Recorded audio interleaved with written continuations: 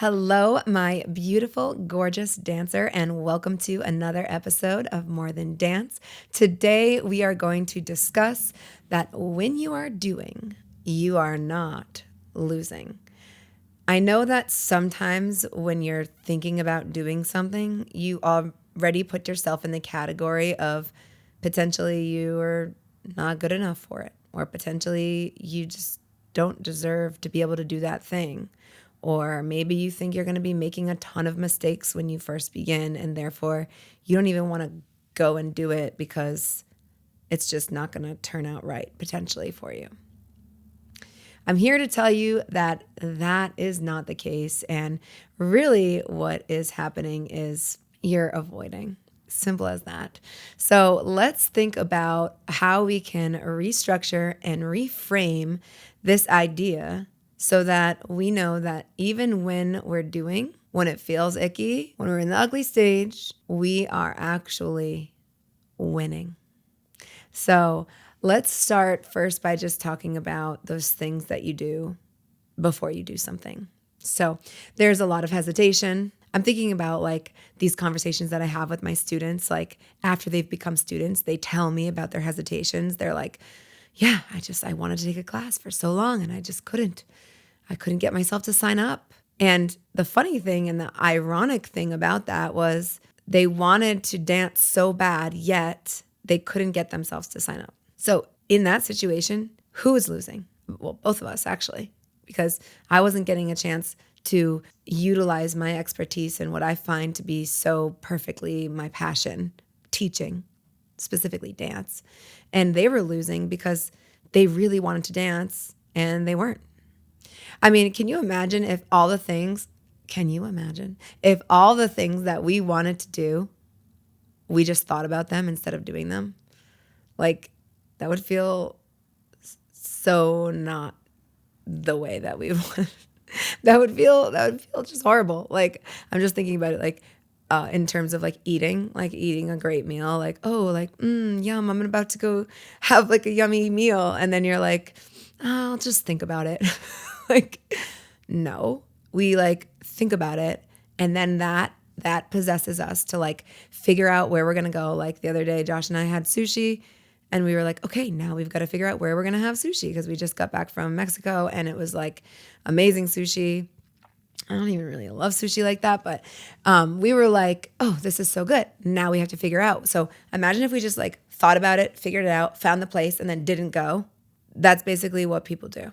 They're just thinking about it, wanting to do it, and then they don't do it.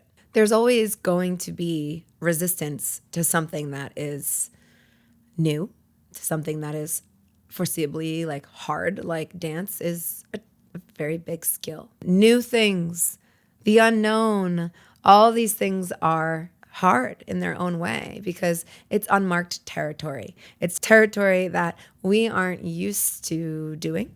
So therefore, we don't have the ability for our brain to just be like, yeah, do that thing that you did last time.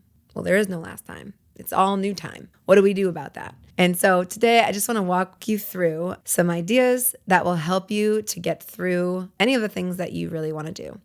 And the first is this: understanding that mistakes are not failures, they're information.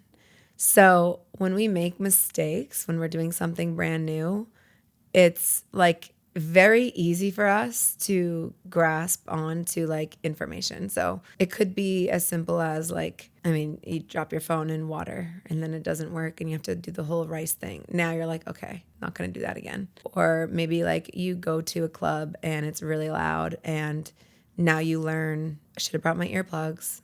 These little tiny things are things that we learn from making a mistake, and also not necessarily the mistake, but doing something for the first time. We have more ability to be equipped for the thing that we are doing when we know more about what it is. So when you think about all the struggle and all the mistakes you can make when doing that thing, in this case, starting dance, I think the reframe is going to be more like, ooh, mistakes? Great.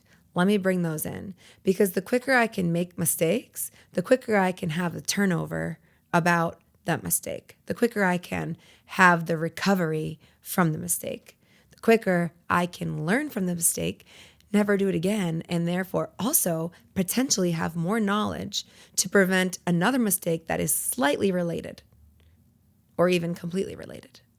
Because mistakes help us grow. Failures help us grow. All of these things, our brain is keeping track. It is like, oh, you did that. Don't forget. Don't forget about that. Oh, it's like constant little reminders telling us, you did this before, remember? And we could do a whole other podcast episode of when not to listen to that brain. And specifically in the case where the brain is like, don't do that. It didn't go well last time. Sometimes you got to be like, shh, don't do that. Don't tell me that, because I'm going to try it and I'm going to recover. And I'm 5 years older than I was last time I tried that. And I think now I can combat whatever was holding me back from that. So that's a whole other thing. And I think it's important to acknowledge that, because I know if you're like me, you're already thinking about that right now. Like, ooh, when is that a good thing? When is that not a good thing? I also just love this concept of messy action. If you're one of my students, you know that I talk about this frequently. It's something that has helped me do a lot of things. If you know that it's going to be done messily and you're already setting that expectation up for yourself of like, it's going to be messy, but we're going to do it, then you have a better feeling towards it, because your expectation isn't that it's perfect. So you're thinking, okay, well, you know what? You did say it was going to be messy, and here it is. We're doing it, and it's messy. And the bottom line is you're doing it. And that's where I want you to create more attachment to, is what you're actually doing. You're getting it done. You're going to the dance class. Do you know that you cannot become a better dancer unless you become a better dancer? And the only way to become a better dancer is by taking class. I think that if you wanted to be better at something, you can push yourself to throw yourself into those spaces. You think about all the different types of activities and things that you want to do, maybe with your life, maybe with your career. How are you going to do it unless you're doing it? So that's why I say, if you're not doing, you're losing. So the next thing is this like conversation that your brain has with your body. It's when you become aware that you want to do that thing. So for my dancers out there, that moment that you're like, I think I'm going to try a dance class, you really can't escape it. Your body is like, your brain and your body are like, do it. Try the dance class. You know, you're seeing yourself like on Instagram reels, just like dance video after dance video. And it's like, you want to do that. You tell your friends, oh, I want to do that. You know what? At some point, your friends are just going to be like, well, are you going to do it? And if you're not doing it, you're not doing it. So how do you take yourself from wanting to do that thing to doing that thing? And it's to surrender to your brain. It's to say, you know what? You're right. I have brought this up a lot. I am going to do it. I'm going to allow myself to just do it. Nike, just do it, right?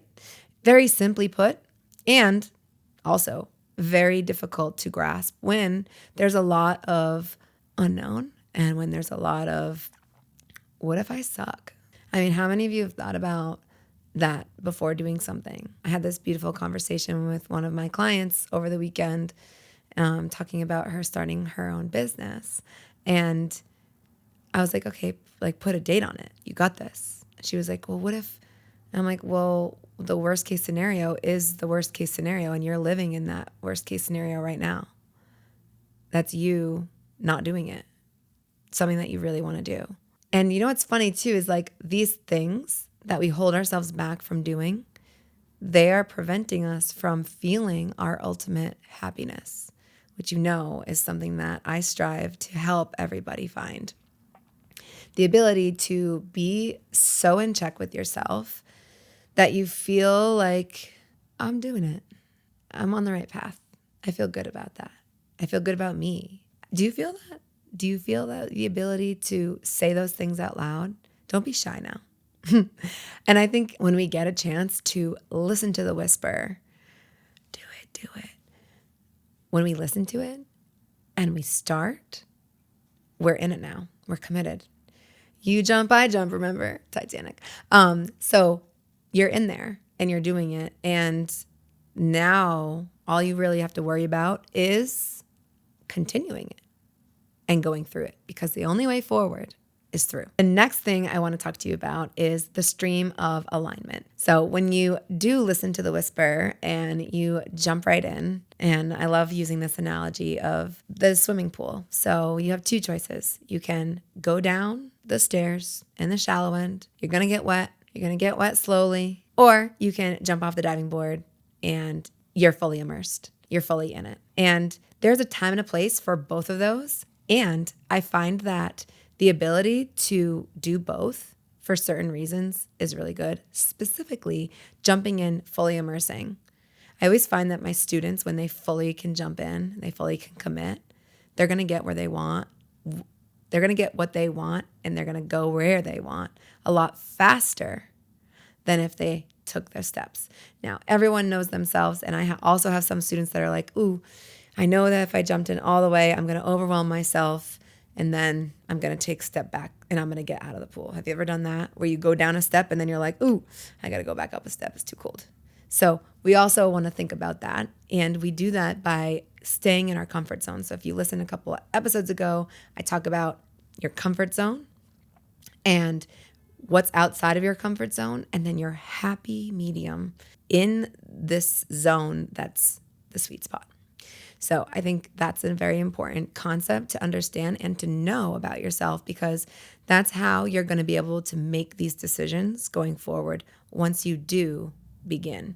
So once you do jump in, once you're fully immersed in the water, I want to know if you've ever had a series of events happen that come from that one step. So it could be, okay, you came and you took a dance class, and we have this happen all the time, and it's so cute. Like, we'll have someone come in and they're just finishing like a job. They're like done with it. And then they come in and then they meet someone, and then that person connects them with someone who's going to help them get their new, maybe dream job. I've seen that maybe at least 4 times at the studio. We've also seen like these situations where maybe you jump yourself in and you learn something about yourself. Like, oh, wow, I actually didn't realize how much of a meanie I am to myself. And now that person is more aware, because they're going to be like, wow, dude, you're mean to yourself. Like, you got to put that in check somehow. And that level of awareness helps us to create goals. That's what we talk about all the time, right? So when you get aligned, especially with people that are also aligned on the same thing that you're working on, so in this case, dance, right? When you step into the room, everyone's aligned for the same goal, really, in a bunch of different ways. So it's, we want to dance. We want to love ourselves more. We want to challenge our mental stamina. We want to have a place to have fun. We want to be able to look at ourselves in the mirror and look at it with love versus hate. And I know there's people out there, especially some people listening right now, that haven't learned how to be so nice to yourself, because we're in the state of perfecting all the time. When you're in the state of perfecting, you're not in a state of appreciating. When you get an opportunity to appreciate yourself, you actually find more love for yourself instead of the opposite, which is perfecting. You're basically saying, you're not good enough, you're not good enough, you're not good enough. So it's a great thing to do, though. Perfecting something is great. And so is also appreciating. So finding that balance is going to be something that you get to become aware of when you step into zones that are slightly outside of your comfort zone, that you might not even have tried if you weren't doing. Because if you're not doing, you're losing. The next thing I want to talk to you about is this idea of excuses. I mean, we can talk about excuses all day. I'm just going to talk about it just a little bit. So when we have the opportunity to do something, if we're not doing it, we're losing, right? Because we're not gaining anything. We're wanting to do something. We're shouting from the rooftops, maybe, that we want to do this thing. Oh my God, there's that class that I really want to do. Oh, there's that place that I really want to go. When do you become a broken record, right? When do you just keep saying these things and it's just like, all right, well then, what's that phrase about the horse? It's literally like, do it. Okay, do it. And we've gotten so good at making excuses that we can trick ourselves into believing them We believe the excuses. We're like, oh yeah, I don't have money oh, I don't have money. Yeah, that's right. And we literally believe it. Or for instance, like maybe you're going to play at a concert and you've learned music and you know how to play. And then all of a sudden you're just like, I don't know all of the music. So therefore, like, I'm not going to do it. Like, no. The point is, your brain is going to tell you, and you're going to be like, you're right. I don't have enough money to do that. You're right. I'm not good enough to do that yet. You're right. I've never danced before. What makes me think I can dance now? You're right. I am awkward in person. Our brain is literally so good at coming up with those things because it's a protective layer for us to prevent us from stuff that could hurt us. I mean, we have to think we're back in the day where we're animals. You know, we would step into zones we knew, hunting territories, places that we were successful. That's why we would do those things over and over again. When we step into new zones, you don't know what kind of predators are going to be out there. You don't know look at this. I'm sure some of you know that I started this podcast recently. And speaking of predators, I mean, there are people already hating on the podcast. And so how can we protect ourselves from these things? Well, we just don't do them. I didn't have to do this podcast. I'm not getting paid to do this podcast, right? So you're not going to get paid to do a dance class. Like, you're doing it because something inside of you is saying, this aligns with you. You got to do this. And I think it goes back to what I was just saying a second ago about alignment, is because all of these things, it's like you're on this like beautiful journey on a road and you're just collecting all these cool things. You ever do that when you go, like when you were a kid and you go on the beach and you'd come back with like some rocks and like some seashells and maybe like a cool stick or a leaf that was awesome, and you'd be like, oh yeah, these are all my cool things that I found. We're doing the same thing as adults, except with talents, skills, people. We collect people, we collect relationships. We're thinking about this person. I love this person. They help me to feel seen, validated, you name it. That's what our friends do. Oh, I love this skill. This makes me feel empowered. It makes me feel inspired. I like how I feel when I do that. Oh, I like this outfit. This makes me feel like I'm a boss bitch. That's what we're doing. We're constantly collecting things that are aligning with us and ultimately our purpose. The more that we take ourselves out of our comfort zone to find more things that align, the more things that we end up doing because we're being called to it. That's just it. So if you're being called to dance right now, I would listen to it. If you're being called to start a business, listen. There's a reason for that. There's a reason why you're getting these feelings and these signs.